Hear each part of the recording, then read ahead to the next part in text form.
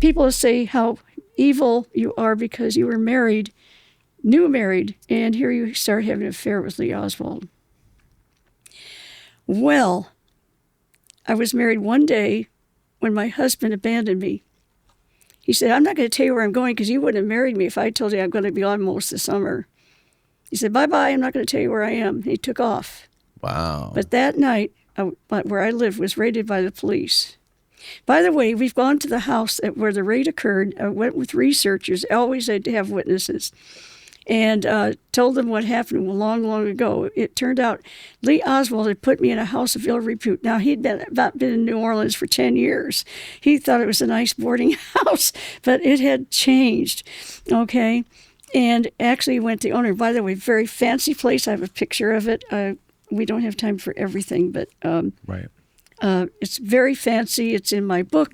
Okay, we're jumping ahead to the affair. Wait, all right, yes, but I'm going to show you something. Okay. I want you to read this postcard. Okay. Robert Baker, my husband. Mm-hmm. For a day. All right. Now, I've been married a month to him. Now, notice on this, it says it is from New Orleans. Please turn the picture over so you can see the other side, and you can show that to everybody. Okay. It's Greetings from New Orleans. Right. Okay. Now, where am I living? I'm living in New Orleans. Right. He's dropping me a postcard as he's coming through New Orleans. He doesn't have time to visit me. That's my new husband. Go ahead and read it. But he sends you a postcard from New Orleans. Yeah. Hi there. Just stopped in New Orleans and thought I'd drop a line. This is my new husband. Boy, is the weathering miserable here. I'll be back through in a couple of days. Eat enough. Take care of yourself because I'm loving you. Bob. Yeah. Bob Baker. Yeah. How would you like to get a postcard from your new husband that you don't know where he is or what he's doing? But he'll be through in a couple of days of wham, bam, thank you, ma'am, okay? Wow. Now, anybody think that I get raided, I have nobody to help me. What is this guy doing? What is his career? Well, he's a scientist. His IQ was so high it was classified.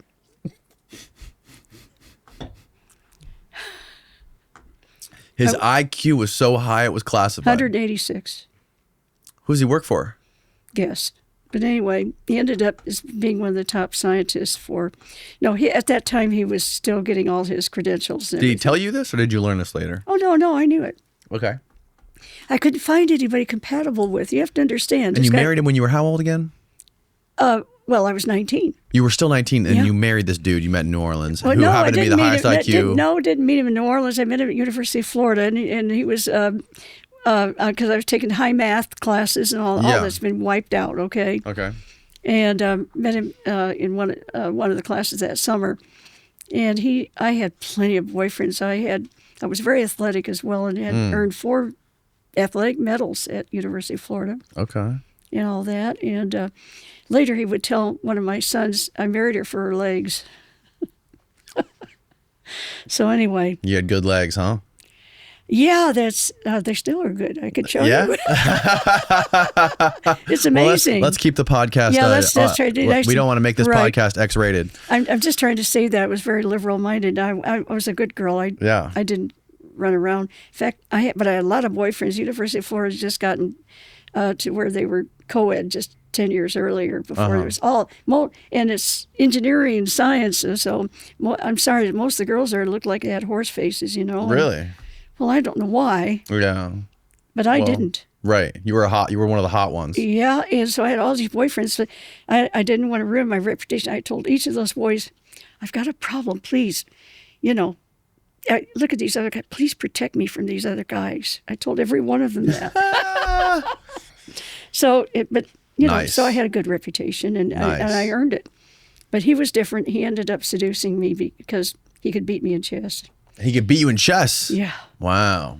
And he told you he was a high-level scientist with a freaking 200 IQ working for the CIA. I'm going to guess. Well, I'll put it this way. Just like me, he was being handled, and, we didn't. Now, all they were interested in was for mathematics. You know. He would end up being in one of the top forever. Exxon made probably billions because of him. Wow. If I told you all the stuff he invented, you still see some of the stuff online. Okay. Anyway, took off. And if he's interested in something that was more important than I was, that's just the way it was. Okay. So he abandoned me. I had nobody. I had this phone number. Lee Oswald met me at the post office when I was looking for letters from him. He's supposed to write every day. Is he going to come and marry me? Maybe. Like Lee said, love unto the death. You know? So to walk me through the moment you first met Lee Harvey Oswald. All right, I'm at the post office. By the way, I didn't have any money because I came 2 weeks early. My grant, I didn't have it, stipend or anything. So I actually got a job flipping burgers, so to speak, because this waitress, she was stopping the job out there and got a raise to where she could work in town. This is 45 minutes. Now, who goes and gets on a bus, goes 45 minutes out to work just 2 hours, just enough to pay for my room, and come back 45? Lee Oswald thought I was out there. Bobby Kennedy was at the Royal Castle where I was working. I had sent monitors there because Carlos Marcello, the Godfather, was right next door, just a few blocks down.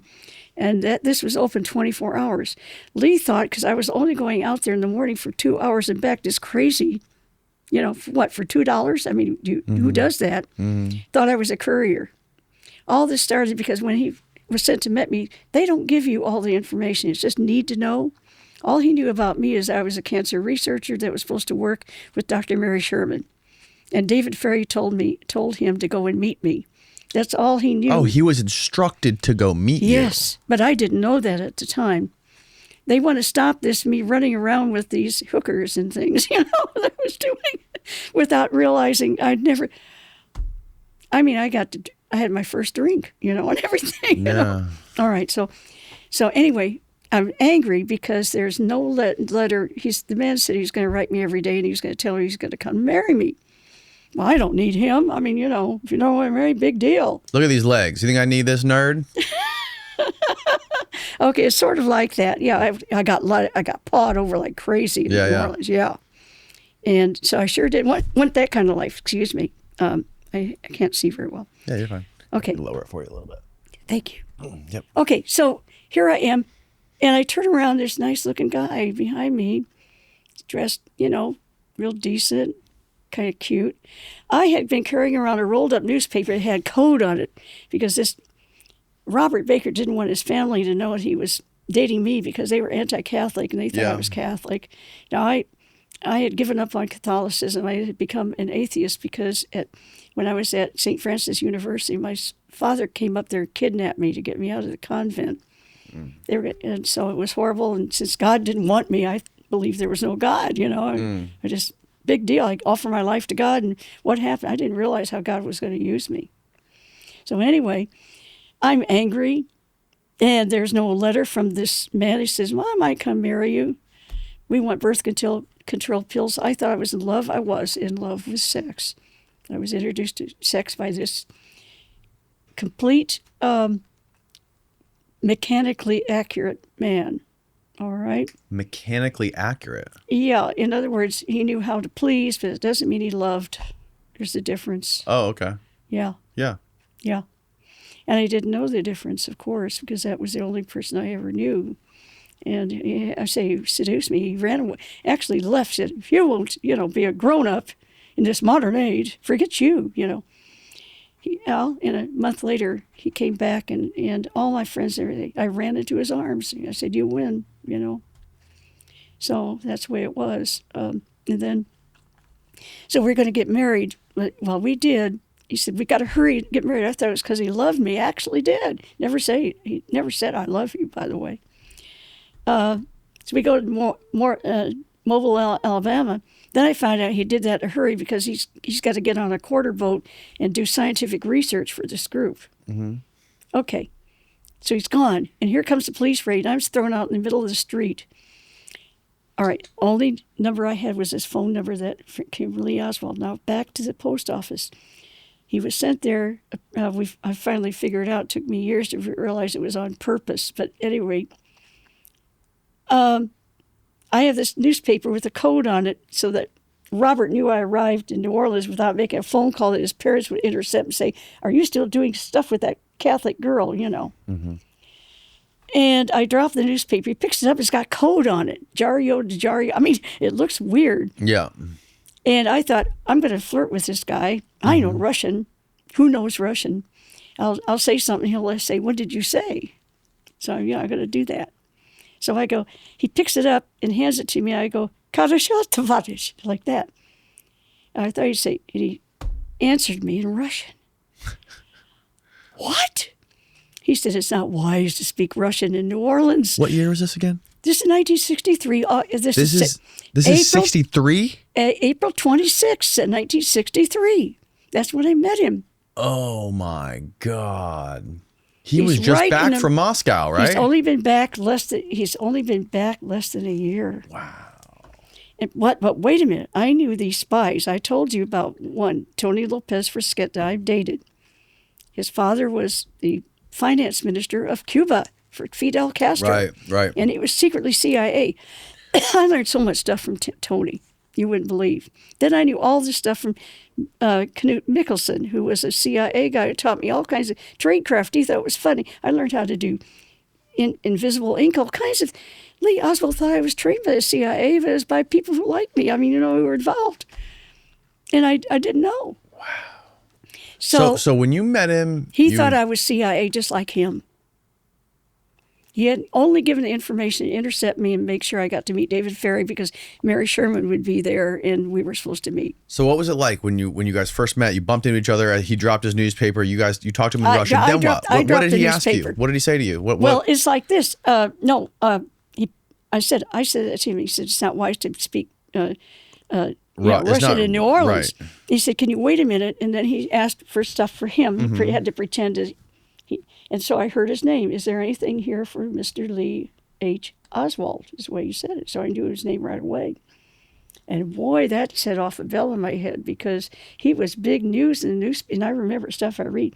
He was big news in the newspapers, way back. And his picture there. From what again? Well, he was a so-called defector. Yes. And he was front page news. Everything had to do with. This was all over the news before all this. Oh my gosh, yes. And here he's walking around a free man. No way. I knew too much. And so, you know what I said in the right way? When he said, he confirmed that he had been in the USSR for 30 months and he'd come back with a wife and child. I said, you are a hero. You are a shining hero. He was shocked. I knew enough to know what kind of man he really was. He wasn't ready for that, All he knew is I was some kind of asset he's got to make sure and protect till they get back. That's all he knew. When I say he was a hero, he dropped his guard. He wasn't ready for that. He was so used to, and he had gone through just like Knut Mickelson. His family does not have anything to do with him or anything. They think he's horrible. When he's not, he's one of ours. And to have someone he could talk to, this is how it started. We hit it off right away. Because he thought I was in as deep as he was. It's only because I knew all these words and terms. I knew the acronyms and everything. It's because of the people I associated by that time for 2 years with anti-Castro patriots. I knew so many things. Yeah. So by the time he and David Ferry realized that David Ferry had asked for an assistant to help.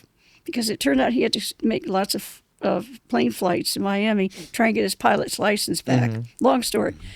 But so they asked for an assistant, and both of them thought they sent a female instead of a male because he was homosexual, and they thought they didn't want anybody to seduce. I have the witness who was supposed to be there, Michael Costanianto. Okay, very difficult name. Anyway, he's the one that did the Promise program. He was very young like myself. In fact, he was like 50. Okay, and so they were expecting someone young, and they thought, well, they sent a girl because they don't want to have a guy because Ferry has been accused of seducing young kids, and that wasn't true. They were teenagers, but, young boys. So they thought they sent me instead, and that was not true. It was Michael was supposed to go, and we have his statement and everything. Okay. But I'm there. Because Michael stayed with Guy Bannister for a while, bugging his stuff, so he didn't get there in time. So then I was in there, so Michael did something else. All right, so now I'm with Lee, And Lee says, look, we got to get you out of the YWCA. You don't want to be with the strippers. And that's when he put me in this place. He called ahead of time, and he thought, wait, word, he shouldn't have done it. He said, I've got a very pretty girl here, and she's a very nice girl. Where's the best place I can put her? And when they named the place, he knew it was a good place, but no, it had changed. The guy on the other end thought he meant he was trying to put somebody in who was a high-class prostitute. Poorly. He didn't mean that at all. It's just the way he worded it. Yeah. It came out that way. Now I hate him. I'm out on the sidewalk, been kicked out, I hate him. I hate Robert Baker. I hate Dalton Alkner, where all the men in my life have ruined. My father got me out of the convent. I am totally anti-human being male. That kind of thing.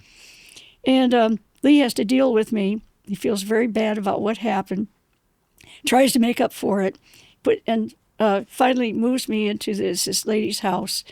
And I have the front room, front apartment, and she is adorable. She knew Lee from the time he was a little kid, and went to Sunday school classes, and she taught arts and crafts and all this kind of thing. And he gave her a puppy. Anyway, to make a long story short, her name was Susie Hanover. She had a little girl that stayed that summer with her great-granddaughter, Claudia, who saw Lee there with me at that apartment so often. A couple of years ago, and she went on, she's on film and tape and everything. Mm-hmm. She saw Lee with me at my apartment so much, she thought he lived there. Mm. So I have she's only one of many witnesses I have. All of that is ignored completely. Now, why? Is she still around? Oh, gosh, yes. Okay. I'd sent you a picture of her. I've sent you a picture of various witnesses I've got. Okay. Yeah. One of the questions a lot of your detractors bring up is like, you have no hard proof you ever met Lee. Because there's no photos, right? But we're also talking about the 60s, the early 60s. Yeah, tell me how many people carrying cameras around. Right. But also, Lee Oswald is pretending to be pro-Castro. He is protecting this group that's trying to create a biological weapon to kill Castro. Right. And they've done it over 600 attempts. And how is Lee involved? How is Lee Oswald involved in this so-called plot to create a biological weapon to assassinate Castro? I'm going to explain that to you, okay? Because you don't want to have too many people involved. We have a ring of labs. None of the people in the ring know about anybody else. Only the part of the project they're working on. There were over 159 covert medical research facilities in the U.S. at that point. Yeah. Well, believe me, I have documents. I've shown you one of them about Dick Russell showing that. Who's this?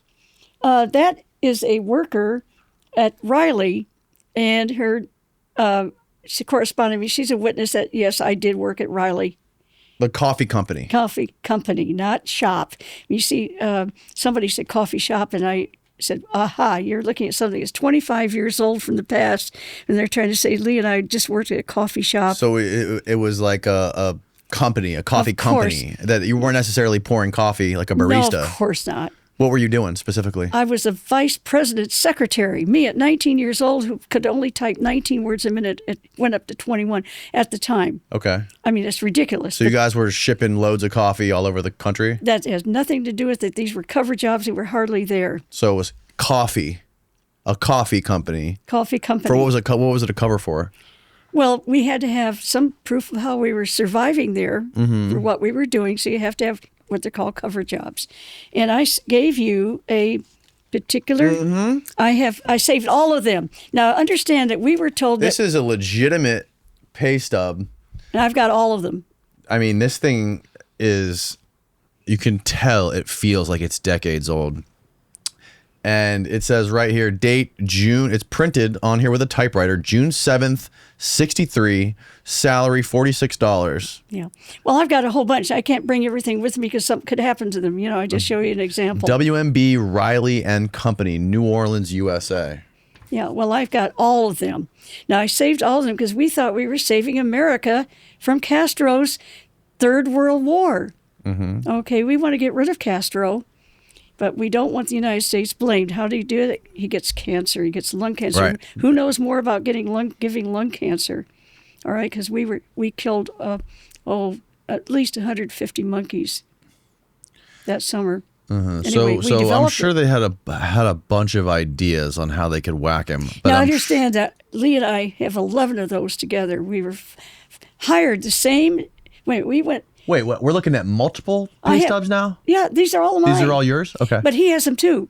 Okay, got it. They confiscated his, but they match mine. So you guys started working at this coffee company the same day? Wait. But there's more. A lot of people don't know because there are only 2 documents in the Warren Commission thing. Actually, we spent 1 week at what's called Standard Coffee before going there. That was also owned by Riley, but only 8 people were working there, and they're trying to say we didn't meet each other, but that's so ridiculous. Again, get this. Standard Coffee were there 1 week, and they laundered our records there. Okay? And then that same day, we got all the records showing we were transferred together the same day to Riley. And we started work the same day in 2 different departments of the same company, of course, but I had to cover for him. And that means when in the morning, he would check in, and I've got the records. By the way, I had to force the FBI using a contact they had because the FBI had the records showing that I was the one. 7 times out of 11, I had to go and okay Lee's cards. That's why they had me as vice president secretary, because he was in charge of finances and security. If they ever had trouble with anybody's time card, she's supposed to write made 40, personnel was. And they said, yeah, he's been there 40 hours, and there's his time card. They couldn't do it for him because they didn't know where he was. So 7 times out of 11 weeks, the cards came to me, and I marked them. I gave you one to show you. Has the J on it. I showed you one. You have one. Oh, I have one of the time cards that you signed off on? Yeah, that's that blue sheet. Where's the blue sheet? This one. This? No, not this. Shoot. I don't think I have a blue one. Well, it originally was blue, but okay. You've got it. You're not talking about this though. This is the passport. No. That's passport. I would have talked about that because it's hilarious. You might have it, Steve. Look for a blue sheet. A blue sheet. Well, it's not going to be there. No. I brought it with me. Oh, here it is. Oh, there you go. Here it is. This is authentic. Here, you can see my J. That's on the second last. You see, that's signed by the National Archives. They did a special signature for me because they cheated online and said I didn't sign certain numbers of them. They see, you'll see they're initialed even. Lee H. Oswald, $60. Yep. You see where it says J, and it's supposed to say made 40, but the 40 has been kind of erased. You see that? Yep. At the bottom. I'm verifying he was there for 40 hours when he wasn't. Okay. Now, somebody had to verify for me because I went, and the vice president himself had to verify for me. He's former FBI agent, and he did that. Wow. So now here's the thing. What's interesting about this, you've got clock-ins. I just want to show you one more thing. I want you to look at the 5. Look when he clocked in. And now he was being good there. On which one, left or right?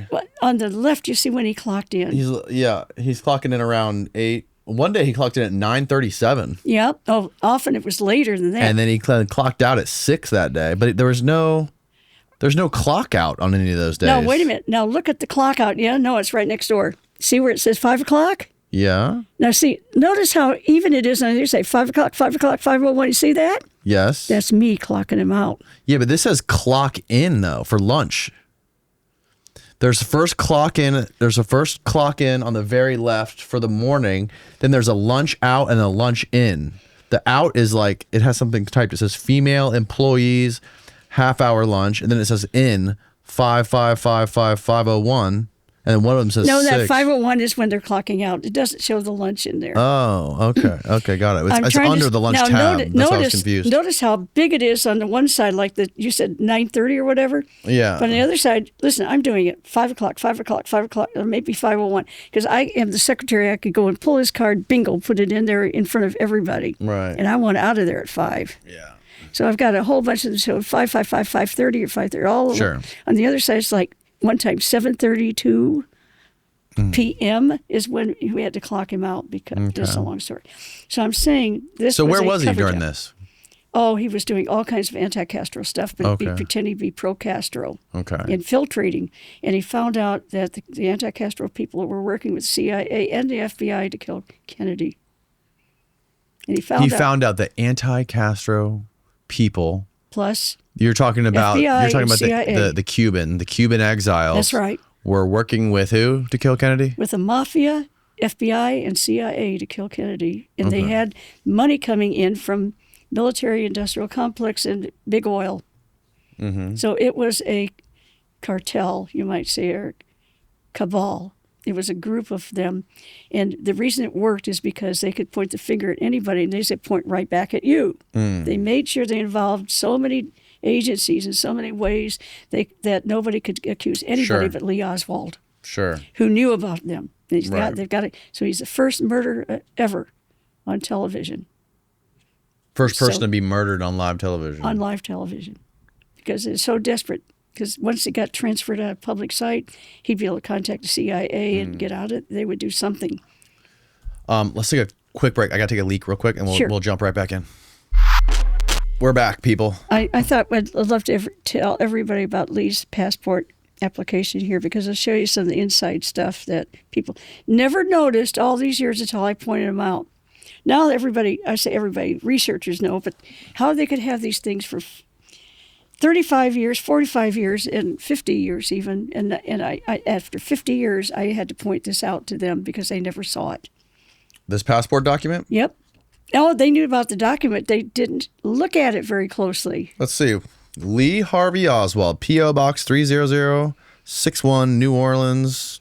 Okay. L.A., October 18th, 1939? That's when he was born. Oh, that's when he was born. Okay. 5'11", blah, blah, blah. All right, wait a minute. I'm going to tell you about this, all right? Okay. See where it says 5'11"? Yep. All the documents having to do with the U.S. government that he filled out, even Marines say 5'11", but he was only 5'9". Really? Yeah, it's that way because these Short king.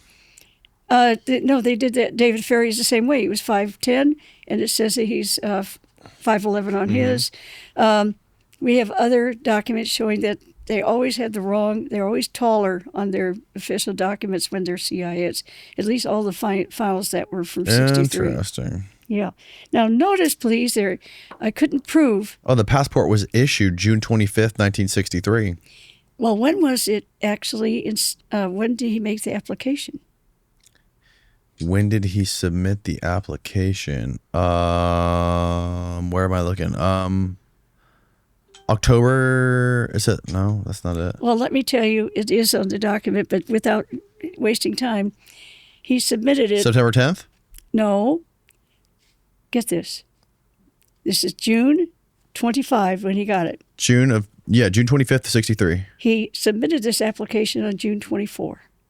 Where is it on here? Yeah. Yes, it's got to be. Let me see. It's got to be. Look on the other sheet. Look on the sheet, the black and white one here. The black and white one? That's the back of it. This is the back of it. Okay. Yeah. I'll point it out if. Yeah, I can't find it. You can probably find it better. Yeah, I'll have to show you. Hold on. Excuse me. Here it is down here. June 23rd. Look, down here is when it was applied. The application. See? June 23. June 24, 1963. Passport issued June 25th, 1963. Yeah, see? One day. 24 hours. They flew the man in. Now, notice there are two different... I couldn't prove this until we got it out in color.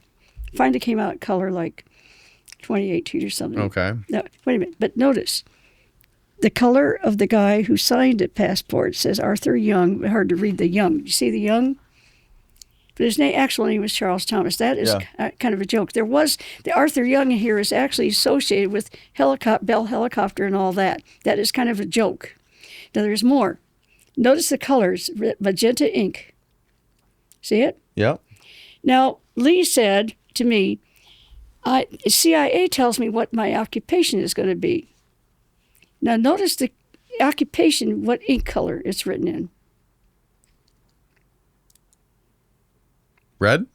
All right, it's the same magenta red as the signature of the guy, the customs officer. Got it?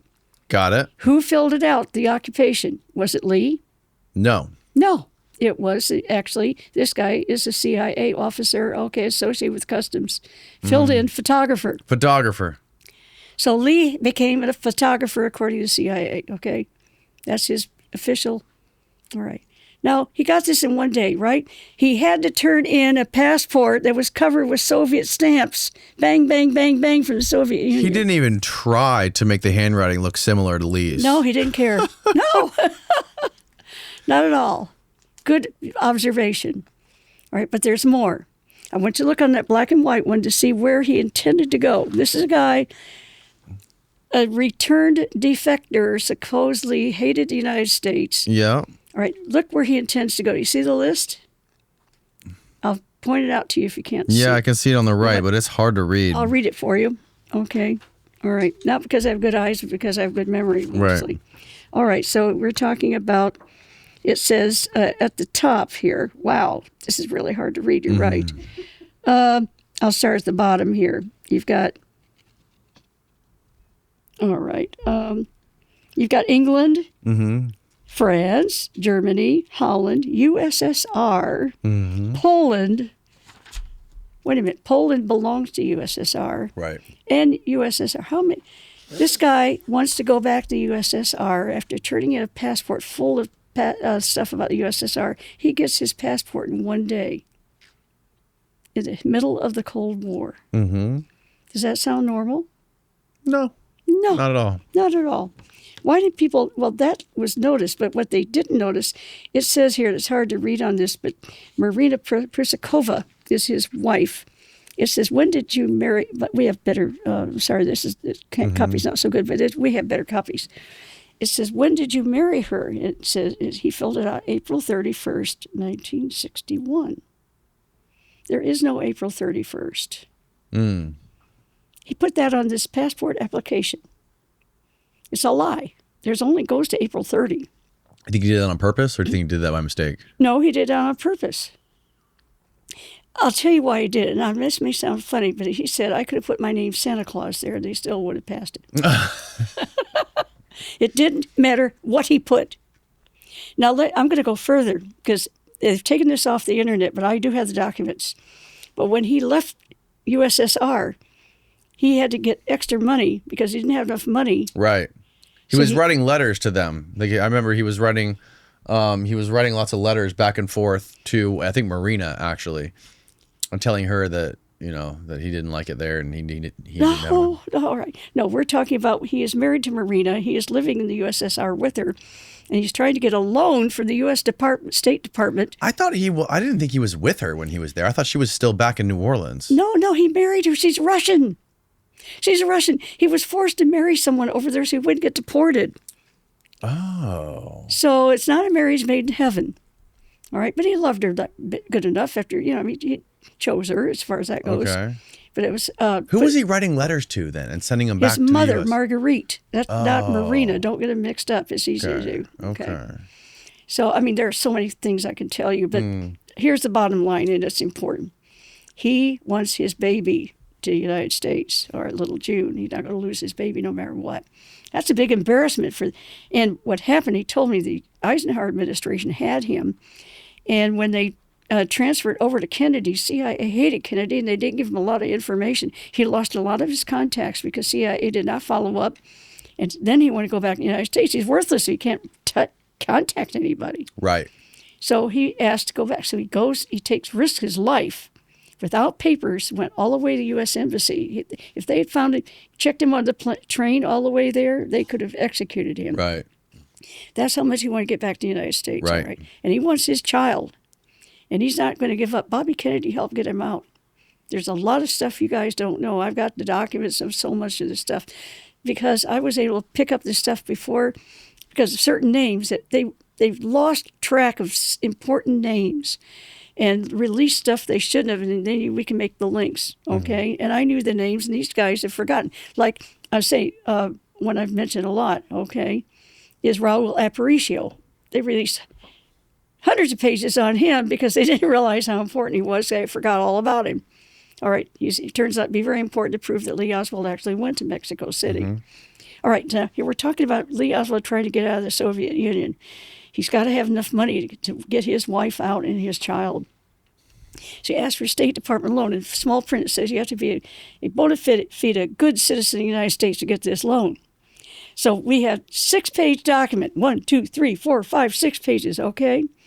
And they were on the internet, but since I mentioned it, they have scrubbed it. Okay. But I've got the copies. They're too precious for me to brought with me because I don't know, but they were in the National Archives. A lot of this stuff has been filched. So here we have 6 pages. It says, Oswald, you make it's an application just like this passport application to fill out. And it all goes well, what he was. On page 5, what did you do for your employer in the Soviet Union? The entire page is blank. They still get some money. Nice. It's completely blank. Now, was he really pro-Soviet? When we're in New Orleans, he's pretending to be pro-Castro. We're not going to have a picture of a guy pretending to be pro-Castro with me who wants to go and kill Castro. Are you kidding? Right. It's the last thing you're going to do. Right. All right. But on the other hand, he's pretending to be pro-Castro, and that's how it was so easy to frame him. Yeah, he knew too much. He knew the inner workings. You understand that everybody I worked with was murdered. Murdered. Except Oxner, of course. All right. I sent you a picture. You've got it. Of Dr. Mary Sherman. Yeah. You notice that was Lee. All right. These are. You just saw a witness. These are witnesses I have. They're on tape and film. She said I saw. I double dated with her and all that. Find the photo of Mary Sherman, Steve. I'm looking for it. It's the carcass. Okay, the carcass with the arm missing. Oh, you got her dead body on there? Yeah. I don't. No, I have it. So it's. Oh, is that it? No, that shows unfortunately that shows a guy who had cancer, and then they gave him the. Oh yeah. Guess what kind of shot, and that's what happened. Yeah. Okay. It's not in. He can't find it. Okay. Now that is when So, Dallas asked was Oswald Mexico City? We have something going on. Lee Oswald and I are trying to get out of this whole system, and Lee Oswald and I were going to get fake, brand new passports, brand new IDs, and we're going to live in Mexico. Now, that part in Mexico, they knew about it. Over in Mexico City knew that. So when Dallas is asking for pictures, was Oswald in Mexico? They send this. Of course, it's not him at all. No. Well, that's why they did that, because they don't want anybody to know that Lee Oswald actually was going to Mexico City. And now, why did they send him there? All right, he's in Mexico City. He's down there to drop off the bioweapon to a contact. This is the story when he claims to be going down there so he could get to Cuba. Well, actually, he never wanted to go to Cuba. Exactly, but that was the story. That's the story, because that's how they framed him. All right. He only wants to try to look like he's getting into Cuba, so CIA will be satisfied that when nobody showed up to pick up this. Now, why was he the courier? We developed such a relationship, but if he gets down there and then he changes his identity, and he was working with people that were under Win Scott. Win Scott did not know a thing about what... Who is Win Scott, for people that don't know? Well, he was a Mexico City station down there. He was a big shot. Yep. All right. Now, unfortunately, he was working with James Jesus Angleton. Right. Lee Oswald was handled by Angleton. Mm-hmm. And Angleton actually told Lee this when he came back from the Soviet Union. He said, "I don't trust you because you did not come back in a coffin." Wow. And Lee said, "You know how expendable I am? Somebody's telling me that. I've got to prove myself." Well, so one of the things that happened when nobody showed up to pick up this, they we now know they lured him there so they could say, "Look, he's there to consort with the Russians, consort with the Cubans." Mm-hmm. He's actually trying to get a visa so he can get a transit visa just to the airport in Cuba, where he has a backup contact that could pick it up. Right. And he's got to say that he's on his way to the Soviet Union. He can't say he's on his way back to Mexico because that's where we want to hide. So he has to say somewhere else. So he says Soviet Union. He pretends he knew already his visa had been canceled by the Soviets weeks ago. Okay? But he's telling them down there at the Mexico City desk.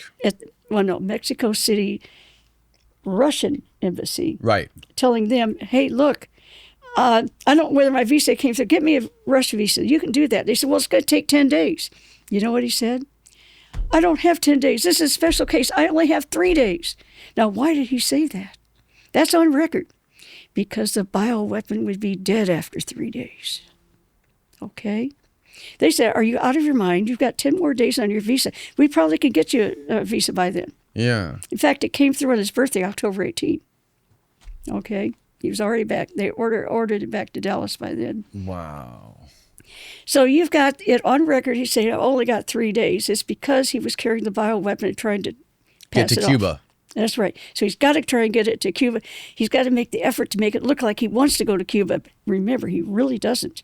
By now, he's figured out, wait a minute, I'll bet they never wanted the Cubans to get this thing, and they just got me down here. So, okay, let's go back to when I asked you what Oswald's whole part was. Well, I have one more quote to make, just okay. one more. Okay. He goes again to the embassy. When that doesn't go through, he tries to reach Raul Aparicio. He runs into Teresa Proenza. Proenza is saying, I'm sorry he's not there. He had to go to the hospital. And by the way, Aparicio's office is bugged for that same day Lee Oswald showing up. Cuban embassy is not the same as a Cuban consulate. Cuban consulate is where he's trying to get the visa, transit visa, just to go through Cuba to drop this thing off with a contact. Mm-hmm. And then on his way to Russia, if he has to show somewhere to go, and he sure doesn't want to say he's going back to Mexico because that's where we're going to hide. So he uses that because that's logical. Mm-hmm. All right. And Marina has already been approved to go to Russia, so he's got a point. And I want to go and, join my wife there. Got it. But that's not true. What's really going on, Got it. He had gotten Marina pregnant again to get an anchor baby so that he could divorce her and the baby would not be deported. Because the baby, if they had divorced without that baby being born, one in the United States, they would have deported Marina and the baby. Out of the U.S.? Out of the U.S., of course, because so they wanted to have the baby here. So you have to have an anchor baby because they're going to get a divorce. Otherwise, they're going to send her back because it's Cold War. They don't. It's like Chinese today or something. You know what I'm saying? Yeah. I get it. Yeah, it's just too bad. So let's go back to when you. Well, I just want to say this one thing. Okay. He tries again. The Soviet embassies. He puts a gun down on the table. He said, "Look what I have to carry," and they take the bullets out right away. They think he's nuts. You've got to get me this visa right away. I know you can do it. Later, he will try, and they're saying, "What's the matter with this guy?" He said, acting crazy. He says, "FBI is after me. Why would he?" Because we were going to hide in Mexico, and we would be working as pretending to be pro-Castro, and our reason for hiding would be that the FBI was after us. Therefore, we would be legitimate as, working for the Castro and working for communists, okay, when we're really going to be informants for the CIA. Mm. That's what really was going on. They don't want any of this stuff to come out. In fact, the day that Lee crosses the border on his way to Mexico City, there was a plane that was supposed to pick me up. Alexander Rourke and Jeffrey Sullivan were pilots. They were shot down the same day Lee's crossing the border. They were going to pick me up, and they shot him down. It's on record. They shot him down where? Over Cuban waters. Now, there's something... Really? Well, here's the thing. If you look at the map, you'll see from Belize straight over to Eglin Air Force Base where I was there. And I've got all kinds of... So where were you when he was going down to Mexico City to go to that I had Moscow my bags desk? packed, and I was on my way to Eglin Air Force Base, okay, where Jeffrey Sullivan and Alexander Rourke were going to pick me up. By the way, of all kinds of... Yeah. Okay. And fly me to Mexico. Got it. To Cancun. Cancun was all by itself. I sent you something about... Dr. Willis Andrews IV, he had done an excavation in Cancun. And by the way, less than 2 years ago, 15 researchers and I went to Tulane and we got evidence, yes, indeed. They excavated in July of 1963 there. In August of 63, they had an exhibit at Tulane University showing they left food, water, everything there because they were intending to go back. They never did. Lee and I were going to go there. And of course, they got us to say Cancun there was nothing there at the time. No, we have proven that everything was there. And we have the documents and everything. We got the last written document from Tulane University. It's in my book. It's just so important because they were trying to say, look, nothing was there but a sandbar and, you're lying and, you couldn't go to Cancun. You got that mixed up because he said you're going to go to a fine hotel. The fine hotel is a 2-day walk away at Chichen Itza, where I wanted to climbed Chichen Itza and all Yeah. that. Where the Mayaland Hotel was built in 1939, where CIA often went for R&R. All right, that's only 2-day walk away from where we were going to land in Cancun. Wow. They're trying to say the fine hotel I'm saying was that we were, as if Cancun were a built-up city, and obviously it's contretemps. No, they're lying, and of course we have the documents showing now that they actually had coconuts there. They had weeks of supplies. They had a landing strip for CIA to use there. Yeah. I want to rewind a little bit and go back to when after you guys first met, you were Yep.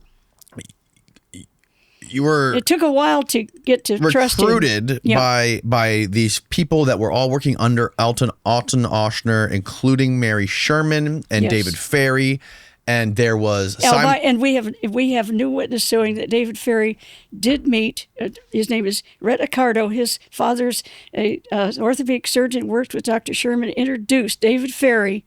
Okay, introduced David Ferry to Mary Sherman. So we have all these connections, or I wouldn't talk about them. So at what point did you figure out that you, Mary Sherman, Alton Ochsner, David Ferry, and Lee were all a part of this covert plan to take out Castro? Well, what happened is that accidentally I was put on the covert side. I was never supposed to be on the winning side because I came early, and Lee and all them thought I was because of all the knowledge I had and speak Russian and had and mentioned I was going to work with Mary Sherman, and they had asked for an assistant, and it's this need to know thing could really backfire because they didn't give enough information. So I ended up being on the side that was winning. Well, I really messed things up, and when they were going to go and inject volunteer prisoners, that if this worked, it would kill them. When I objected, they kicked me out and sent me back. But they had a problem because if I'm just sent back and I'm not doing any more cancer research, people say, what happened in New Orleans? So they put me to very fancy, high-class Peninsula Chem research, and I've got all the documents showing I did high-class research there because they've got to some way divorce me from cancer research but not make it, so they put me in with NASA contracts and all that kind of thing. Okay, so how long were you working with Mary Sherman and David Ferry in New Orleans on this cancer research? At first, he would have nothing to do with me because we met in public, and she doesn't want to acknowledge. I mean, I didn't realize how secret all that was at that point. But about some days later, I'm taken and introduced to her by David Ferry, and she apologized for not speaking to me at the party where she had to pick up tumors actually from David Ferry and it'd show up at this party, and I'm there and she wouldn't speak to me, and I was hurt. I couldn't understand what was going on. The book is everything's explained in my book, so you can see what really was going on. Anyway, so Mary apologizes, and then she said, look, by the way, this is the day that they conquered Mount Everest, so I've got the dates because I remember all these dates, Mm-hmm. So it was the anniversary of the conquering of Mount Everest. That's what they're talking about when Mary introduced me. David Ferry sitting there. Wow, David is here. And, she apologized for not talking to me at that time, said, look, we've got big fish to fry here. We've got a big problem. We thought we were just trying to take out Castro, that this is very important to take him out because save the world from World War III. Boy, I was all for that. He was aiming missiles at my family in Florida. What the heck, and everybody. And I saw it like somebody today would say, hey, if you could take out Putin and it would look like just cancer and nobody would guess it was bioweapon, would you do it? And save us from all this Ukraine stuff and all the all the dangers. So I was given a song and dance, and all of us were really. Ochsner knew what he was doing. That man, if you knew that he had advisors he was working with. They even stopped the Vietnam War from. Anna Chenault was good friends. Her husband died in Ochsner's clinic. I mean, or he went there diagnosed with cancer and everything.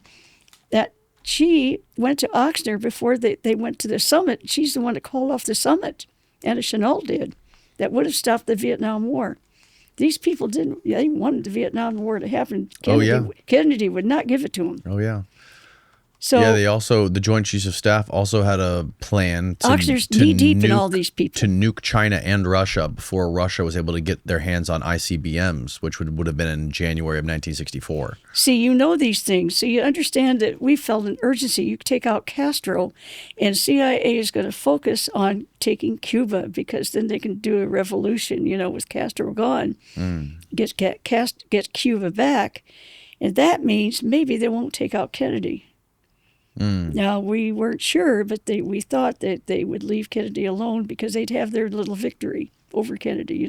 We got Cuba back anyway, that kind of thing. And that they would get more power over Kennedy. But you know what? They'd already made up their mind. They didn't care what happened to Castro. So Lee has been actually trained to keep this stuff alive. We showed him how to do that. You guys showed him how to keep these viruses alive. That's right. And travel with them. Did he travel with like a little like ice pack thing? Well, no, because that would have been what it was. We had a special, it looks like just a regular lunch, a thermos. Only the thermos has air vents and everything.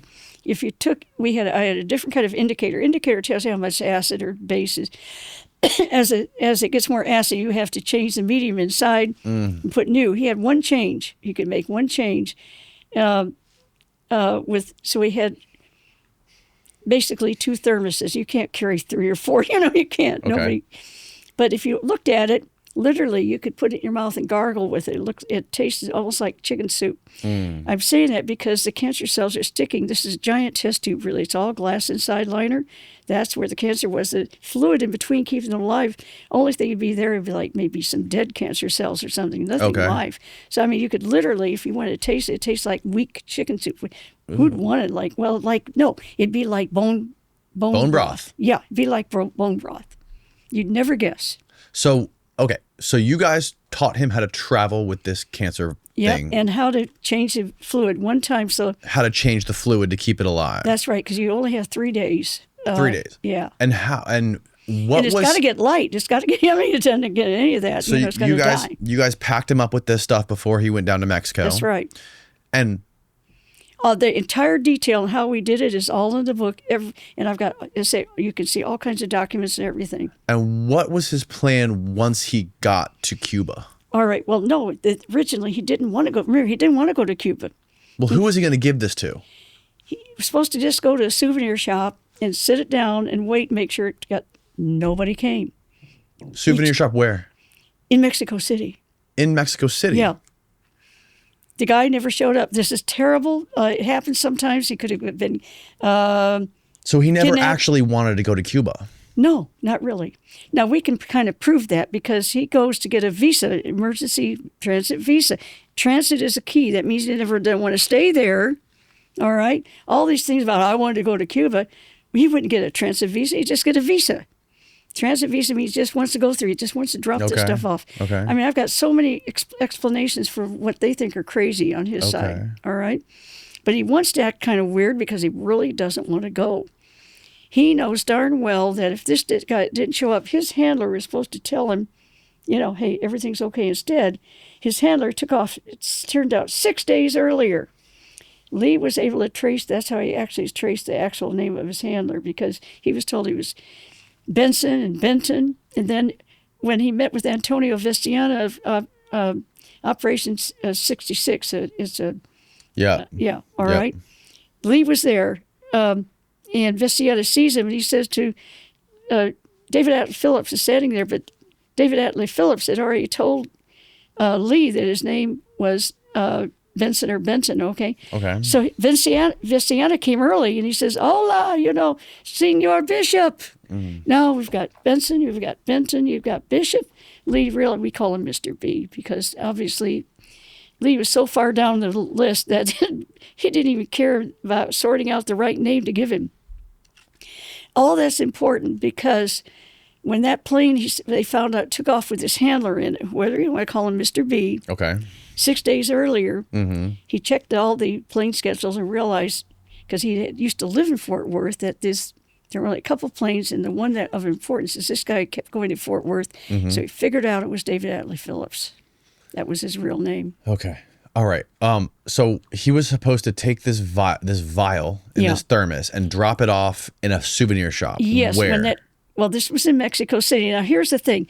He's got to make it look to the CIA that he really cares. So he's got to at least make the effort.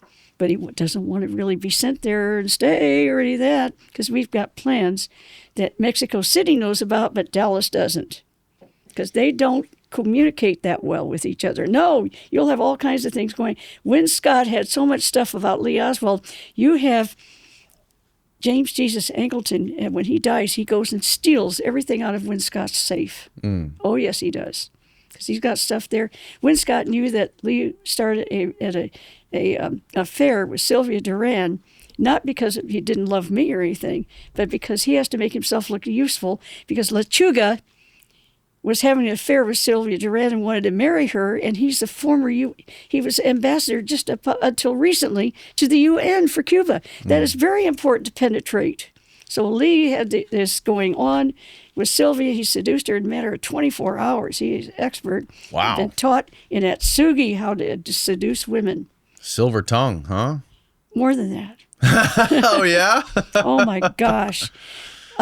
Puppy dog eyes and vulnerable and sweet and tender and everything that you would ever dream of. He was taught all that. And, Wow. And So who was supposed to pick up that thermos? Did he know, did he know who or no? He had a list of contacts. He had their names memorized. So when that didn't work and when he was afraid he couldn't get the visa in time, he actually went to the University of Mexico in Mexico City there and ran into some students who were associated with another medical contact. He couldn't reach him either. By the time he's invited into a party with Sylvia, he's off by himself with these college students. They say, how did he know about us? It's because of the contact names he had, okay? They couldn't figure out how he knew that they were actually pro-Castro, but Right. he knew. So what did he do with that thing when nobody picked it up? Well, he's got a problem. He's Yeah. got to leave it. He can't take it back with him. It's got rotten stuff in it. I mean, Right. So he leaves it behind, but he stops at the U.S. Public Health Service right there at Laredo before you cross the border. It's on record. Although they've retracted it, we have the records. Right. And apparently he left a contact, told them somebody there, probably in some encryption or something, I don't know, because the two people working there didn't understand why he was there. But he told me he left information where he left it there, at the souvenir shop. Now, at any point during any of this, did anybody brief you on what you were doing? Like anybody officially from? I've had it since. Twice I've been what they call been debriefed. When was the first time that happened? Like you just went to New Orleans on this assignment, and then you met Lee, and then both times these guys were drunk, by the way. Right. So you met Lee, you get into this secret program to develop this cancer stuff, but these are just people you're meeting who are saying this shit. How do they prove to you that you're doing this stuff? Like how does Lee or Mary or anyone else prove to you that you guys are actually doing research for the military to take out Castro? First of all, we're having these animals die even by airborne, and that's really scary. So I'm finding out that all the marmosets have died. All of them died in such a short period of time, and it's the same stuff. I'm so familiar with it. They have gone through we did the first gain of function. This is all gain of function over and over again. We're the first. Right. And I brought a document. We don't have time to show you. I understand that, but what I'm trying to say is how did they prove to you that this was the objective? Well, first of all, a whole lot of money went into this. And big money, big bucks. And this thing started March 23rd, 1962, a whole year before me. And they had a linear particle accelerator. That thing's worth a lot of money. Did you ever see it? No, but Lee was sent there all the time. Really? Yeah. And so you guys were in an apartment doing this stuff, right? This was David Vary's apartment, is that right? Yes, but no, you have to understand, of course, I had access to other lab facilities, but that's where I spent almost all my time. So basically, there was the underground research being done in David Vary's apartment. Yeah. He had tons of these mice, rats everywhere. No. Okay, look, we had this ring of labs. The problem is that ring was complete, that we were afraid they'd figure out about each other. So they break that with Vary.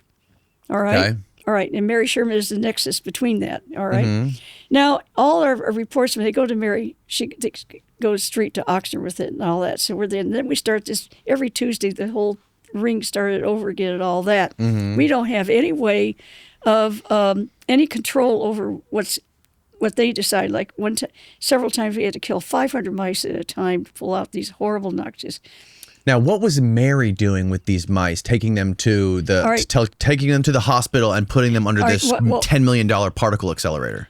Well, that happened too, but mostly we're working with actually the tumors themselves, not the live mice. Yes, always thousands of them, because all the time they were hoping to get something even more powerful.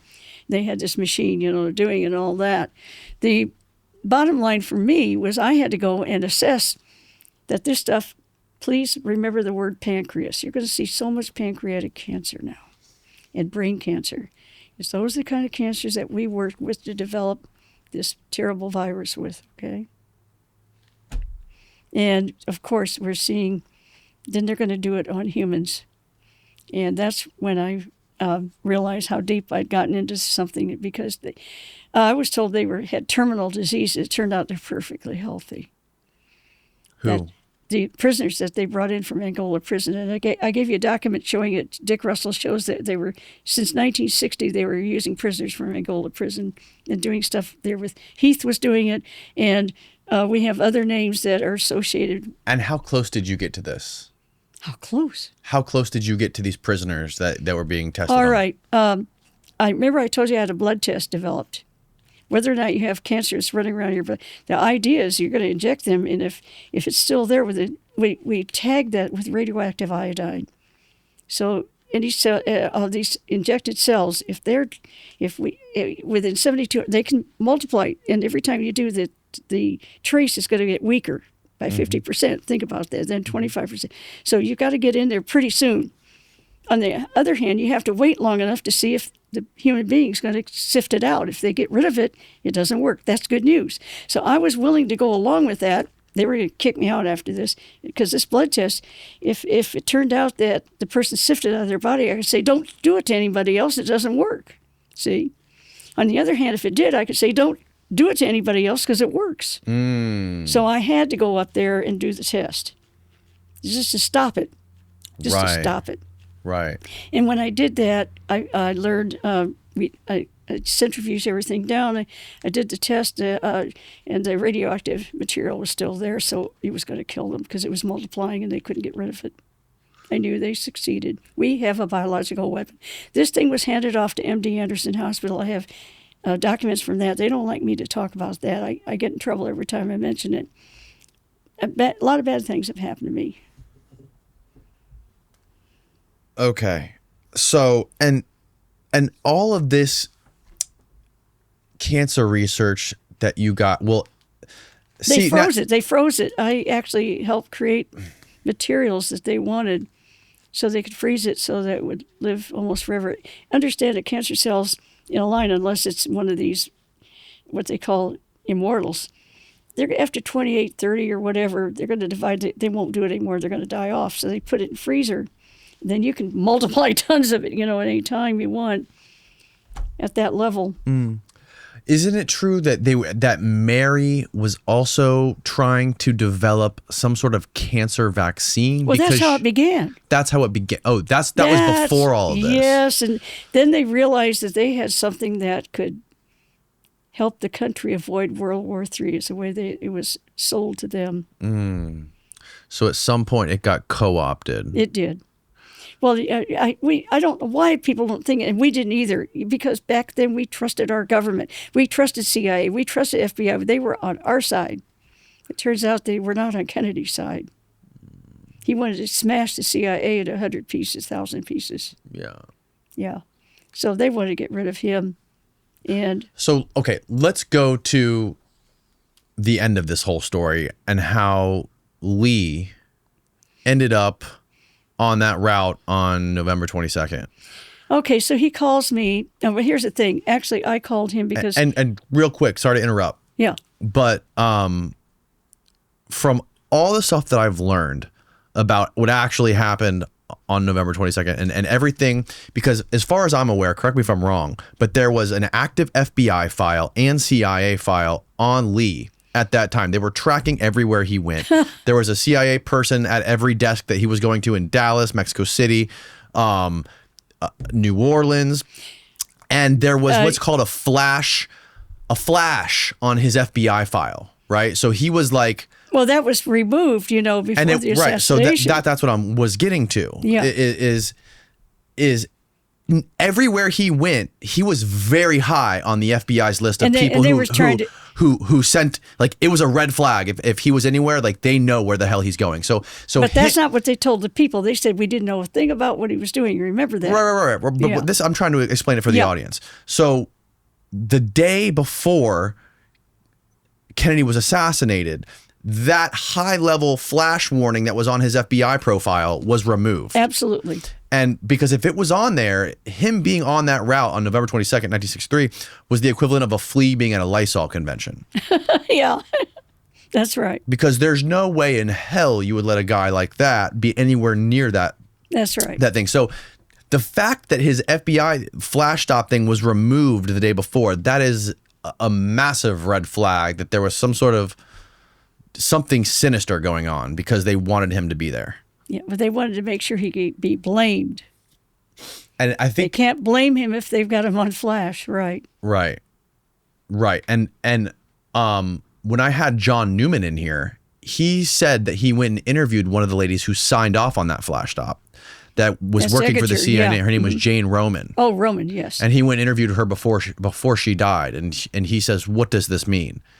And he said that she kind of smiled at him and said, "It's indicative of a need to know on the highest level that was above my head." And basically, she, however she said it to him was basically like something sketchy happened here. And she basically admitted that, like, I don't think the CIA was very happy with her after that meeting with John. Well, there's nothing else she could say. Right. That too much stuff had come out. Right. There are many, many files out there that they don't know exist because they thought they got destroyed. Some good people didn't want them destroyed. Mm-hmm. Yeah. We've got the Clinton-Jackson incident you never hear of. That's when I said I went up there at one time with Lee. But before that, Lee, Oswald, David Ferry, and Clay Shaw and Garrison grabbed that. They went up there originally to get these people injected. Clay Shaw was there with the bribery money, okay? And that worked very well because these people are not going to do this for nothing, all right? There's danger involved. And Lee Oswald is observing because nothing can be written down. Now, we had a lot of stuff written down, but not the stuff that was important, And so he is observing. So what the idea is, whoever picked up that in Mexico City, they would have had another meeting. He would have orally told them how to handle it and all that before he heads off to Cuba. Right. Yeah. So, okay. So at what point? And then David Ferry was there doing injections because there wasn't anybody that wanted to take that responsibility. Now, they're sitting there for hours. People are going, why? They think, well, we have to get Lee Oswald, to register to vote. Well, the car could have dropped them off and left. They couldn't because they had to go and wait for a phone call at the pay. There was the only payphone in town. They had to sit there, and they didn't know the day before Martin Luther King had to have a dream speech in this little sleepy town in Clinton. Has a town hall there, the parish seat. And all these people are lined up to vote, and they're stuck there because they're waiting for a phone call. It took the phone call. They waited 3 hours for a phone call. Right. They can't leave, and anybody knows if it's just to drop Lee off because that was the excuse to register to vote so he could somehow work at an insane asylum so then they can claim he's insane. All the crazy things they've got that are not true. But, of course, Lee gets out of the car because everybody's staring and stands in line because he ran into a woman, and she had actually an AA degree, and she's black, and they said she failed her literacy test and couldn't read the Constitution. They put in front of her face. She was crying. She had stood in line. Lee said, that does it. I'm going to stand in line. I'll bet I can just flash my stuff and say, yeah. So explain that story real quick. So Lee, David Ferry, and Guy Bannister. Not Guy Bannister. I thought Guy Bannister was there. I thought he was driving the car. That is a lie. It's Clay Shaw, and we have the documents saying that he put out Oh, it was Clay Shaw. That's why Garrison went after him. Okay. All right. I must have Yep. got the names mixed up. No, they inserted Guy Bannister later. And it's Oh, not they true. did? Yeah. Oh, But that's a okay. lie. We have all the documents. And in fact, I gave you a DDON there. And for people, just so people can follow, who was Clay Shaw again? Give just like a. Clay Shaw was the director of the underdirector of the International Trade Mart, and he was the independently wealthy businessman who. Well, he's mainly pretty wealthy, but the point is that he had all the contacts with CIA, and they tried to. He was the only guy that was brought in on the. They could because he really wanted to go after Oxner, and Oxner is so popular he didn't dare. But he started there because Oxner. Right. I gave you a picture showing Oxner and Clay Shaw together, and the reason that. I did that is because they even claimed that they didn't know each other. When Right. International House, you saw that they're the ones that arranged for Kennedy. Okay. International House was run for 9.5 years. Clay Shaw was there with Oxner And Clay Shaw's the only one who was brought into the trial by Jim Garrison, right? because he had enough contacts, Yeah. obviously, with the CIA and the bad guys. Yeah. Wow. So And I met him why twice. did they? I met him twice. Too. Really? Yeah. I've met most of these people. Why did they want to bring Lee? What was the town again? Clinton. This is Clinton. Why did they want to bring him there to register to vote? Well, they didn't. That's the lie. He only got out of the car to stand in line so he would be stared at while he's in the car. So he said, I'll do that because this girl came by and said they refused her. He said, I'll bet I can register and I don't even belong to this parish. Why were they doing that? What was the reason? What? Why did they go there?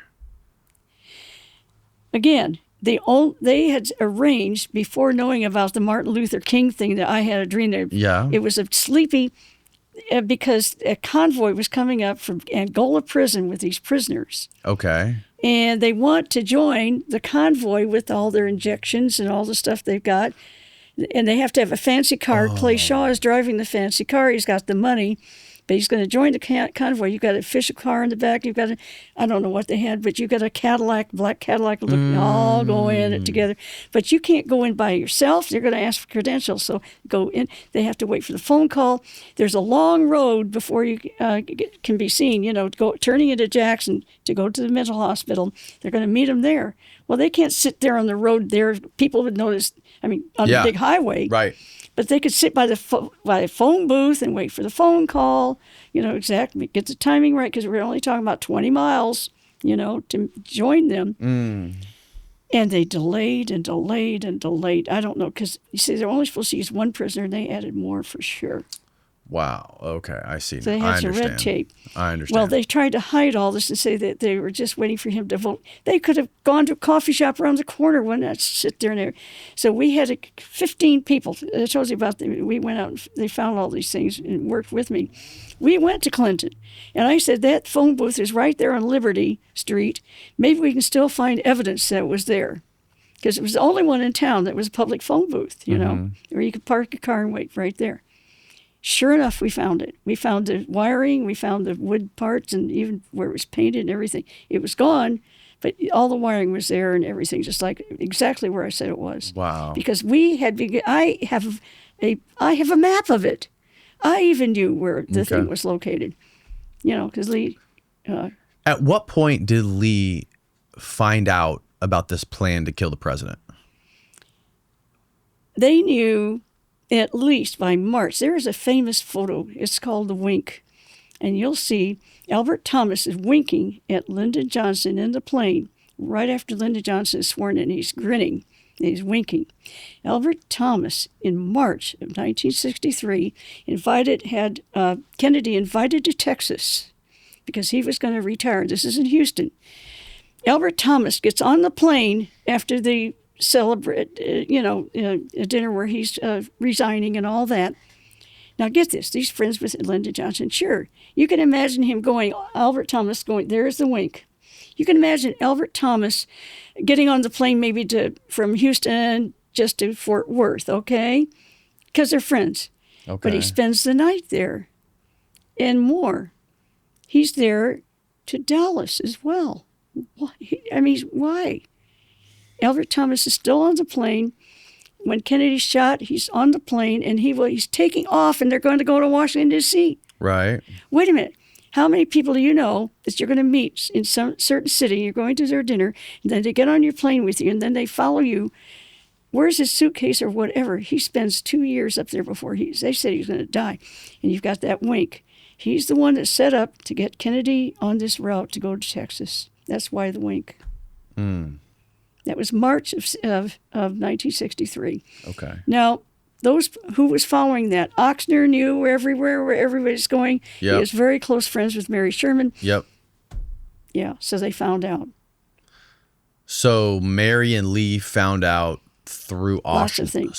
somehow through Oshner. Well, Oxner being so, he would take Mary. Did Lee tell you how he learned about this specifically? Did he give you any specifics? No, the meeting I had was between David Ferry and Mary Sherman. Is that when they told me that they knew of these things and that I had to trust them just like they had to trust me with this kind of information, Okay. because they needed my expertise. Because look, this looks shady to me. The party that Dave Ferry invited me to is full homosexuals, and people were screaming there they wanted to kill Kennedy and all this. They're all anti-Castro people. And yes, David Ferry is picking up all kinds of information about him because they want to kill Kennedy. So he's kept, you see what I'm saying? And I said, this is crazy. I don't want to have any, these people want to kill Kennedy. So Lee had to take me to Guy Bannister. That's I've got documents I showed you for Lee Guy took you to Guy Bannister. That's right. Okay. When was this? Well, that was right after this horrible party where I said, look, I'm not going to have anything to do with this. Are you crazy? You're saying you want to kill Kennedy. David Ferry said that out loud. Mm-hmm. And he said to me, Dave said, at this meeting with Dave later, he said, what am I going to do? Am I going to say hail to the chief in front of people that want to kill Kennedy? Or am I going to say I'm going along with this? I'm going to go along with this so I get more information, for God's sake. Now, wait. Right. David Ferry at Bay of Pigs in July, 1961, when the Bay of Pigs happened, Right. he hated Kennedy's guts. He put it to me this way. Now, remember, David Ferry desperately tried to get me to be Catholic again. He was going to be priest. When I became an atheist and I was going to be a nun, that's how we got so close. He did everything in his power to get me. Yeah, he desperately wanted to be like a church father, didn't he? Oh, gosh, he wanted to be only a seminarian. He just wanted to serve God. That's all he wanted to do. But he kept getting denied because of his history with boys. No, not at all. Oh, that's what the Well, book. the official version is not true. Oh. What happened is that they were him in these seminaries. And finally, he believed that that's what God made him, Wow. Yeah, it was horrible. Jesus. I've got a whole book on David Ferry. Now, how can I write a book about him unless I knew him that well? All right. We're over 350 pages. Wow. All right. Okay, so he said he's hanging out with all these anti-Kennedy people. And what happened is that he really hated Kennedy when he heard that Kennedy was responsible for Bay of Pigs. That was the official story. And there's this retired... This Ferry is really said he important. started to really hate Kennedy. It's worse. He was such a wonderful speaker. He was given the opportunity to have the keynote speaker for a whole bunch of retired military officers. Okay. Now, I was also sponsored by military officers. That's how I learned Russian and all that. So, I understood. So they had him for keynote speaker. He got up there and said, I thought a great deal of Kennedy, and now I know what he's like. Because at the Bay of Pigs, he lost 2 of the pilots he had sexual relationships with. They'd been training. Okay. And so he thought it was Kennedy's fault. So he stands up there to these retired military officers, 61, and he says, somebody should have come up from behind a bush and shoot that bastard, in his open car. And they made him get off the stage, about 150 of them. Well, he's hiding behind the curtains till everybody leaves. And you know what? After the meeting was over, 15, he said, about 10% of them came behind the curtain and said, we feel like you do. We want to kill that SOB too. You want to help us? That's how come David Ferry was able to get information from these people, because he worked as a courier for them for 3.5 weeks. It doesn't sound like very long, but they all trusted him by then. Yeah. Then he lost his job with Eastern Airlines. That helped because they still trusted him. But anyway, he knew all these contacts. And Mary Sherman is from Chicago. Okay, Jack Ruby's from Chicago, and I gave you information showing you that they murdered Jack Ruby in Parkland Hospital. That's in my book, and you'll see it. They fried him alive with over 500 X-rays in just 22 days. It's enough to make you sick. Again, I've given you the book. You've got all the National Archives called me, and I personally got those records before anybody else in the world, because they were mad that online people had taken my documents and altered them.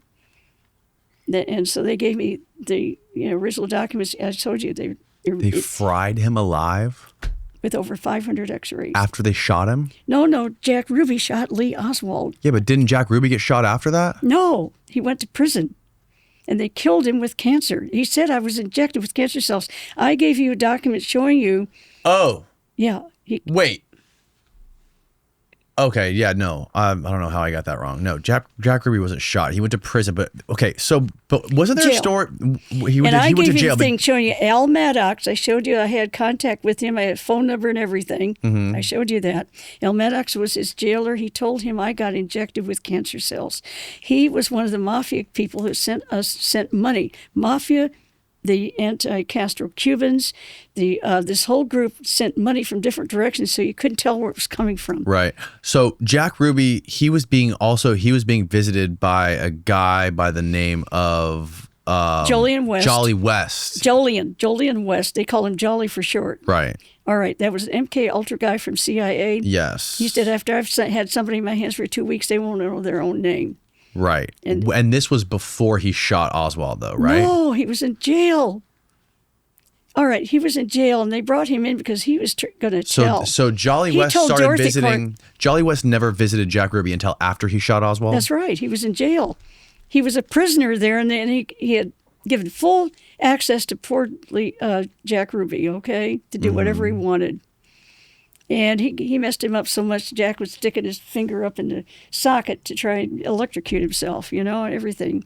Wow. That way, you could tell somebody you got injected with cancer cells, nobody's going to believe you. And he did that. He injected with cancer cells. A few weeks later, he is so sick that they put him in Jolly Parkland West did this? Yes, of course.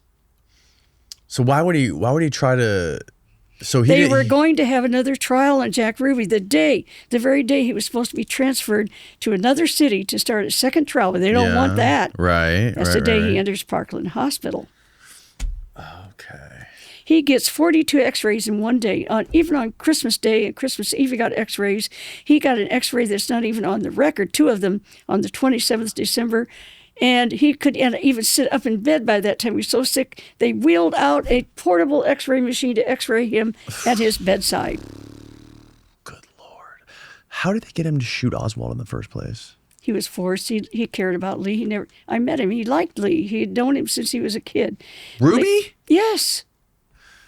Let me explain something. I didn't know any of this stuff. Well, I say you read my book and you're going to see I've got all the background for this. It's not made up or anything. Jack Ruby and Lee Oswald's uncle, Dutz Moret, was a bookkeeper for Carlos Marcello's Godfather. Ruby comes to New Orleans all the time to report because Godfather took over Dallas from Joe Savello, who was running it from Sam Giancana. So Jack Ruby is working. Savello and Jack Ruby owned the Carousel Club together. He's not a nightclub owner. He's a half owner of a mafia-run carousel place, Yeah. Wow. So who forced him to shoot him? Well, basically everybody did. They said, and here's why. He knew too much. This guy knew Lee Oswald, and he knew about the project. And on top of that, he had gotten, well, frankly, I still believe that I believe he did not want to kill Kennedy. And somehow they figured that out. And they knew he knew enough that he could talk. So they made him, they kidnapped one of his dogs. By the way, the dog that's in the car there is not his favorite Who are we talking dog. about right now? Jack Ruby. Jack Ruby, okay. Yeah. And anyway, Dave Ferry, very close to him.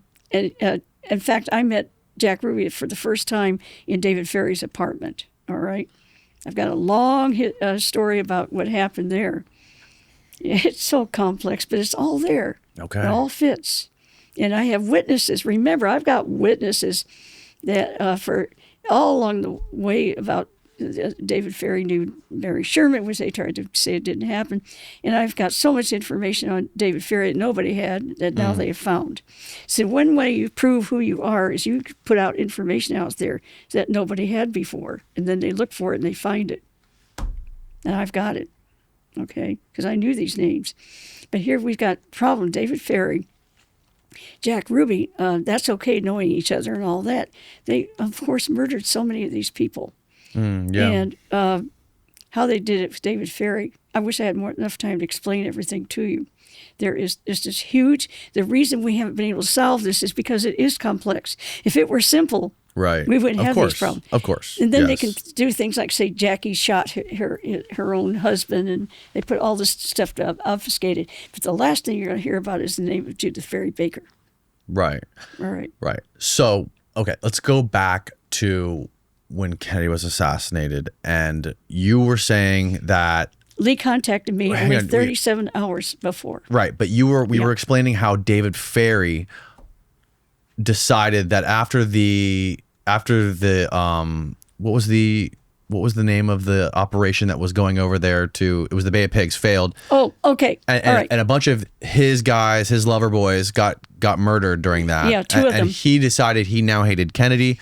And then how did that transition to Lee knowing that he was involved in all of this? Okay, yeah, I apologize. And thank you for putting me back on track. Yes. There are so many things in my head going on. It's tons of stuff, okay? Mm-hmm. And I don't forget anything. So I see these things, pictures, and that kind of disturbs me as well. You know? Right. See it all. Yeah. All right. So imagine he's got this information, and you've got Mary Sherman has all these contacts with people at University of Chicago. And Lee finds out that there's a plot in Chicago, and he manages to contact the FBI. We have Abraham Bolden, the Secret Service. We have James Douglas, and we have reports that somebody named Lee is the one that informed them, and he broke up a plot to kill Kennedy in Chicago. Now, they've got to do something with Lee That Oswald. Lee broke it up? That's right. We've got it on record. Well, the name is Lee, and the informants, and I'm telling you, everybody really knows that was Lee. Didn't they also try to kill him here in Tampa? Yes, but Lee, no, I don't know about Tampa, but I do know about Miami, that Lee also there, Joseph Miltier there said, well, we're going to get him, he's on video, not video, but he is on audio, saying we're going to kill him from with a high-powered rifle here from a high building, office building, either here or Dallas. Or for, or Who was on audio saying that? Joseph Miltier, Miltee. Joseph Miltier. Okay. Yeah, and we have an FBI agent that was assigned to that, but they made sure he couldn't go anywhere. But at any rate, Lee also was involved with that, and so Jack Kennedy came in by helicopter. Oh, wow. That's why. So they found out that Lee was trying to save Kennedy from these assassinations because he was notifying the FBI about it. And Lee, well, yeah, that he trusted. And how is he finding this stuff out? Again, Lee Oswald is pretending to be pro-Castro, and he's learning all kinds of information. Castro doesn't want to be blamed for Kennedy's. They're means, and so he's trying to find out information who wants to kill Kennedy. He's got all these different sources. They've got to get rid of this guy. Got it. Okay. Wow. And was he talking to you about all this stuff during the time, or did you learn all this later? Oh, no. All along, remember, we wanted to live together and all that, and they forced him to go back to Dallas. They said they promised he could go back to Mexico when they found out that's what he really wanted to do after Christmas. First they said before Christmas, they changed it to after. And that's why he gets a temporary job at the Texas School Book Depository. Always before, wherever he went with Marina, I mean, he had several jobs. She was always living. That's not the way it was in the end. They even call him his estranged wife. He goes to visit them on weekends, and all that. Mm-hmm. But he's still living in just a little tiny place. And he takes a temporary job. He had offers for permanent jobs, and he turned them down because, of course, he only thought he was going to be going back at Christmas. Texas School Book Depository, that was a setup. They fired 2 people the day they hired him. The book depository in September sends these books all over Texas, school books, all right? That's when they need personnel. By October, and we're talking about October 10th and 15th, he starts work. They don't have any more orders, hardly. You see what I mean? But they hire him anyway. Now they've got 3 order takers at the school book deposit. And, of course, it's really a cover job, and he's gone a lot. So how did he not There was know? another How did he not know they were going to try to whack him in Dallas? Wait a minute. Well, God. There's so much in it. There's so much background information I have not been able to give to you because we haven't had time. There never is enough time, really. Right. I told you it took 18 hours for me to explain all of this to Nigel Turner. Wow. And they put that into a 46-minute thing called The Love Affair. And they took all my evidence out. They took all my witnesses out, and they showed pictures of my family up close, and they got in trouble, and my family has had almost nothing to do with me since. One of my sons hasn't spoken to me since 1999. Wow. I've endangered my family, and I got denounced by one of my sons recently, just a couple of days ago. It's been really hard. Saying, you don't care if you destroy our family, you don't care what happens to us, all you care about is, your fame. It's never been about fame. It's because I love Lee Oswald. Don't you know, I've been approached, they said, look, you heard me get a movie offer when I was sitting here. I get them all the time. You heard the thing? Did you hear what I... Kind of. I was kind of listening. Yeah, right. I mean, you can tell stuff is going on. It's always been that way. But the trouble is I have not wanted to seek any of that. I was offered millions, you know how? With a deal. They wanted to make a big story saying how we had our love affair and all that, but he lied to me, and he went on to kill Kennedy. And what a pitiful thing I am, because I've been trying to prove his innocence. Mm-hmm. And I would be rich if I just go along with that. Turn them down, of course. So how did Lee, if he knew about the attempts on him in Chicago and in Miami, how did he not know about the attempt how did he not know previous to the attempt in Dallas? Oh, he did. He did, but he joined an abort team. An abort team. Yes, and we have the record from Jim Mars, and it's his book Crossfire, which he altered to add my testimony. All right? Because Tosh Plumley, there was an abort team trying to follow along. Now, they can't go and just knock guns out of people's hands because then they can't be used again, right?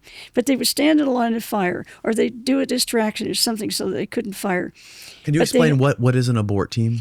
The abort team, and this followed Kennedy around a lot, and maybe they're doing it all the time. I don't know, But the whole idea is to make sure you look where people might be shooting, and you make sure you're standing in the line of fire, or if you see something that's suspicious, you make a distraction so that they can't shoot, or they'll be noticed if they shoot. Wow. Because you cannot do that directly, or you're no good anymore, right? It can't use you again. You see what I mean?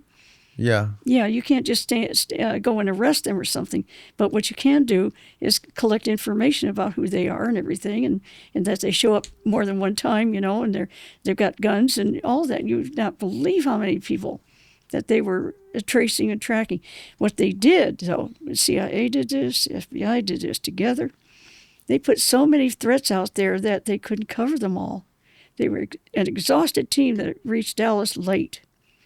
So it was Lee. Lee was part of that team. Did team. Lee talk to you about this team? Absolutely. I've said I talked to him 37 and a half hours before the assassination. He told me how he... Can you walk me through that conversation? Yes. Well, a lot of it I can. It's an hour and a half long, and I have never divulged all of it because a lot of it was very personal.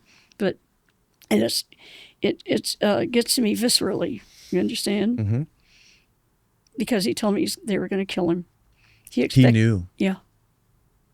But he was in a spot. If he fled... He said they would kill me, they would kill his babies, they'd kill his wife. Same thing for Jack Ruby. He was threatened. David Ferry told me because it went around because Jack Ruby was so very close to the mafia. And what they knew, what they understood is that the way it was directed to Jack Ruby, and this was through his name is Currington, and he was with Howard Hunt, the Hunt that is not Howard Hunt. E. Howard Hunt? The Hunt that is the multimillionaire in Dallas. All right. And Hunt had Currington find out how much protection Lee Oswald had. And then he made sure that Jack Ruby was contacted or else. And the inside information is this, because people cared. They said they would cut every protruding part of his body off. They would kill his family. They would torture his dogs to death, and so on. And they would get somebody else to do it if he didn't anyway. This is the guy, Haraldson Hunt? Currington, Currinton, Hurrington. Currington Hunt? Oh, no, this is the Hunt. The millionaire Hunt? Is that? Yeah, the millionaire Hunt. Currington is his secretary. Name's Currington. No, sir, that's his secretary. Oh, okay, gotcha. He's the one that was sent. He went up and down the elevator with Lee Oswald, and who was with Jim Lavelle at the time, a detective, had no protection. He said, easy peasy, easy, go and shoot him. You make sure Ruby does it, because we got to get Ruby out of this too. He knows too much, because he knew about us. All right, so that conversation you had with Lee 36 hours before 37 hours before the president died, Yeah.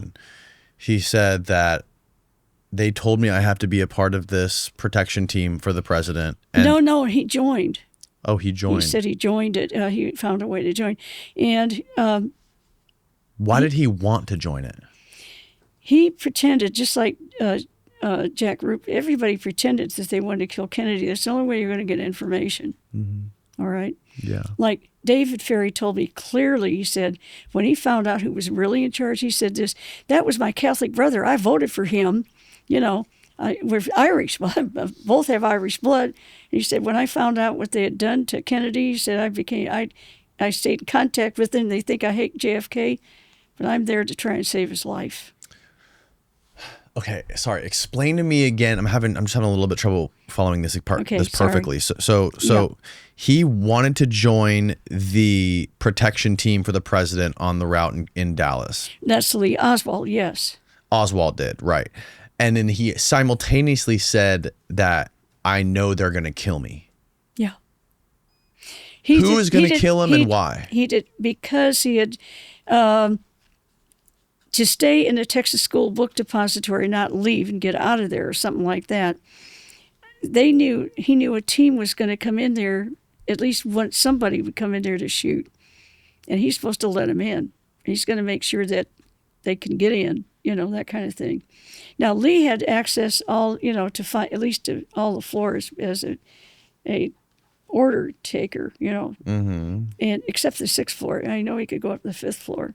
And one shooter was situated there. We know that Byrd bought the place just a few months earlier. Byrd was good friends with LBJ, and they called him Drywell Byrd or something like that. BYRD. He owned that, and they were refurbishing it. The so-called Sniper's Nest was never built by Lee Oswald. That is a lie. The people working there put that up so they could hide behind it and take a smoke and take a break, And they tried to say that's where the shots came from. But Byrd takes a window jam out from a different window at the other end of the building. Mm-hmm. They said, you took the wrong one, so then eventually you take the other one. They block that off so you can't really try to make the shot yourself. But get this, when FBI tried to do it, they had to move the boxes because the rifle butt would hit the wall, and it would hit a pipe that was there. And Jim Mars checked on that, and a couple others did too. And they found out that there's no way you could put the rifle to make the shot because it would hit this pipe. So the Texas School Book Depository moved the pipe up 18 inches. They moved all the boxes. They still couldn't make the shot. So it's in my book, and it's in the Warren Commission's 26 volumes. They realized you can't make the shot from there to show that you could make. So they built a tower outside, right on the street, 30 feet lower than the 5th story window. Mm-hmm. And from that tower in the middle of the street, 30 feet lower, that's how they proved that Lee Oswald could shoot from that window. But that target wasn't moving, a stationary target. And eventually they could get people to say they got, made the shot. They're world experts. So where was he the moment that Kennedy was shot? Where was Lee? Lee was on the first floor. He was on the first floor. Yeah, and we have pretty good evidence of that. What they didn't know is they tried to put him on the second floor. That's where the whites ate their lunch. Lee Oswald, remember I told you he got arrested in New Orleans on the 9th and everything, and it was embarrassing to his family and everything. Well, at that time when he had to go, that was on August 9th. Okay, on Monday, the next Monday, he has to go in and pay a $10 fine, which is like $100 today. Mm-hmm. He sits on the black side with the blacks. When we rode on the buses, we sat in the back of the bus with the blacks. We were so pro-civil rights. Mm-hmm. Lee Oswald wasn't eating lunches ever. They didn't know this with the whites on the second floor. He was always eating with the blacks on the first floor. Mm. They've got to get him on the second floor because there's no way they know that if he was supposedly on the first floor, where, by the way, he mentioned 2 blacks he saw that were in there. He said, yeah, I was with so-and-so. They saw me eating, lunch there. And he's drinking Dr. Pepper. His favorite drink, Dr. Pepper, not Coca-Cola. Coca-Cola machine was on the second floor. Dr. Pepper machine is on the first floor. Yeah, so anyway, there are lots of stuff like that going on. So they have to change it that he's on the second floor, even though he never ate up there. There's so many things. Most of it's in the book.